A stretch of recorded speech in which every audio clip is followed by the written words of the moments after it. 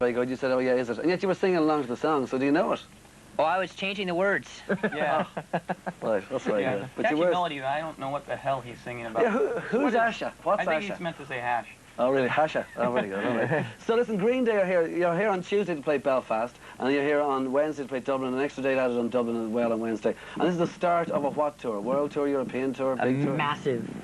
European leg tour. Yeah.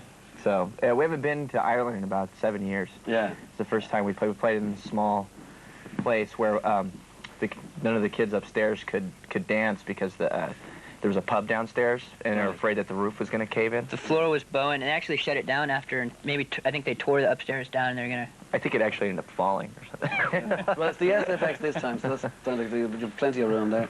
What about the album itself? I mean, Nimrod, the album, right? What do you do when you do that? Do you just go in and sort of do it in the studio or whatever, or do you do it to make sure that you get it on acoustic sort of first and make sure the songs can stand on their own 2 feet and that kind of thing?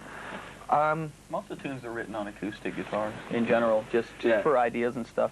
And I think, you know, any good song, no matter what it is, you know, the melody can be played on acoustic guitar. Yeah. You know, but they're written to be good songs before you take them in the studio, and then you just pound them out through your amps. Yeah. I mean, this is number 5. Dookie was number 3, and that was the big one in terms of breakthrough or whatever. No, Dookie's number 2. Sorry, I get it. For a second I thought it was. Okay, so Dookie's number 3. So what happens about it? I mean, like, were you ready for it when it happened? 15 million sales or whatever it is, 12 million sales. Were you ready for that when it happened? I think you're ready as anybody could ever be. You know. Yeah. You just kind of go up and play, don't whine about it, and just. I was try to have absolutely fun. ready. I was waiting. Go. I don't think you can ever get ready for that, really. Well, I mean, one of the reasons that I asked it is because with album number 4, I get the impression you might have had a slight backlash. I mean, some people said that, like, for instance, that In Utero came out and after Nevermind from Nirvana, and it was just sort of whatever you call him, Kurt Cobain doing what he wanted to do to hell with people who wanted another Nevermind. Now, is it any way at all you saying you've got to follow your muse, go where it goes? So if Insomnia is not what the Dookie people wanted, then Hard Luck's the Dookie people. Well, it's kind of one of those things where they could, you know, people could pin you either way. It's like, you know, they expect something, and expectations were meant to be broken. So, I mean, we could have either written a bunch of pop tunes, or we could have written a very solid, aggressive record. We just write from what we want to write, you know, from whatever. I think it's kind of caused us for the new record is sort of, we can expand down different avenues.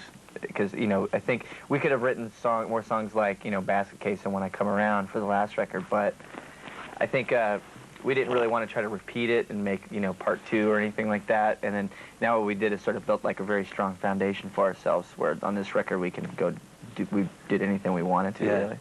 But Billy Joe, I mean, like, the thing about it is that the songs would strike me as being possibly kind of autobiographical. Oh, yeah. Yeah? So first person you, we're talking you here, yeah? Yeah. Okay, so what about that, like, for instance, there's a suicide song on the album, sort of in an uptime. I mean, who's that about, and what's that about? Where does that come from? It's, you know, I mean, our songs are, you know, that's when people look at songs, they look at when people's songs and they think of it, that's what their entire life is like. Yeah. You know, where it's like, it's basically one specific bad day, you know, and that's sort of what Uptight, the song you're talking about, is kind of about.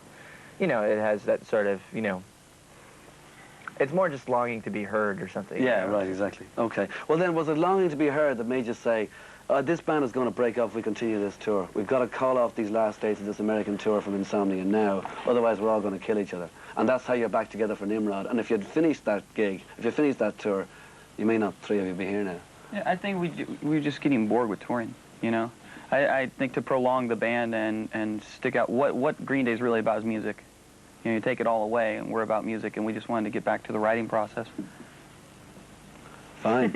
Okay, well, like, I mean, there are those things, like when the Dookie, when Dookie came out, it was like, punk this and punk that, and if you want to leave these people behind or whatever, I mean, like, you're now all millionaires, okay? You've got loads and loads and loads of money. Does it make the slightest difference to you, or do you get fed up that it might make the slightest difference to the earlier fans? That, like, you know, you're selling out, or you're not your roots, or whatever this is. I don't even know what that term means, really. I mean, what does it mean? Like, There's no tickets left to the gig? Exactly, yeah, okay, point, okay, that's the answer. Well done, Trey. Yeah, no, that is definitely the answer. But I mean, like, you have to grow up a little bit as well and do whatever. You have to be honest to who you are, right? You can't, like, just go and change, you know, change up every album what you are, what you're about. Yeah. You know, we've been around for too long. Yeah. Other than my swimming pool filled with gold and diamonds, you know, I'm pretty much the same guy. Actually, you don't come into some major studio, or you haven't $1 studio. Now, you still do it in the garage or whatever, just to... Actually, one of our old school teachers' garage. Really? Yeah, One of our old it's pretty schools. Listen, by the way, you live in Berkeley as opposed to LA, right? That's right. Isn't that where you're from? Yeah. Yeah. Isn't there a famous university there? Isn't there? It's Yeah. like the California University. I don't know. where they It's a have- bunch of trust fund kids that like. Really? It's a bunch of straight A students that basically. Do you know who founded where that they university? created LSD. Bet you don't know this. Do you know who founded that university? A bishop from Kilkenny in Ireland.